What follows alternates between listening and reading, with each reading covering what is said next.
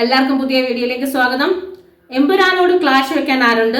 ഞാനുണ്ട് എന്ന രീതിയിൽ അഭിലാഷം എന്ന സിനിമ മാർച്ച് 27 തന്നെ തിയേറ്ററുകളിലേക്ക് എത്തുകയാണ്. സൈജു കുറുപ്പ്, തൻവി ഇവർ രണ്ടുപേരും ചേർന്ന് വരുന്ന ചിത്രമാണ് ഉള്ളത്. അഭിലാഷ് എന്ന് പറഞ്ഞ ക്യാരക്ടറാണ് ഇതിൽ സൈജു കുറുപ്പ് ചെയ്യുന്നത്.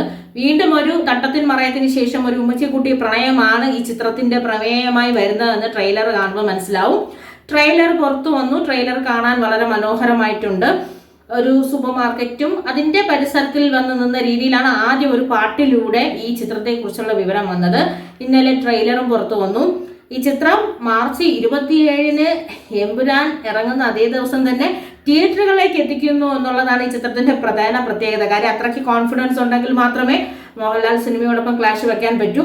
എന്തായാലും ചിത്രം ഒരു പ്രണയ ചിത്രമായതുകൊണ്ട് തന്നെ പ്രണയ ചിത്രം കാണാനുള്ള പ്രേക്ഷകർ എന്തായാലും ചിത്രം കാണും എന്നുള്ള ഉറപ്പോടു കൂടിയായിരിക്കും എന്തായാലും ഈ ചിത്രം തിയേറ്ററുകളിലേക്ക് എത്തിക്കുന്നത്. എന്തായാലും അഭിലാഷത്തിന്റെ ടീമിനും സൈജു കുറുപ്പിനും അതായത് 20 വർഷങ്ങൾക്ക് ശേഷമാണ് ഒരു കാമുകന്റെ വേഷമുണ്ട്. നമുക്ക് സൈജു കുറുപ്പ് നമ്മളുടെ മനസ്സിലാന്ന് വെച്ച് കഴിഞ്ഞാൽ എന്താണ് പാപ്പന്റെ വലം കൈയായി നിൽക്കുന്ന അബുവിന്റെ ആളാണ്.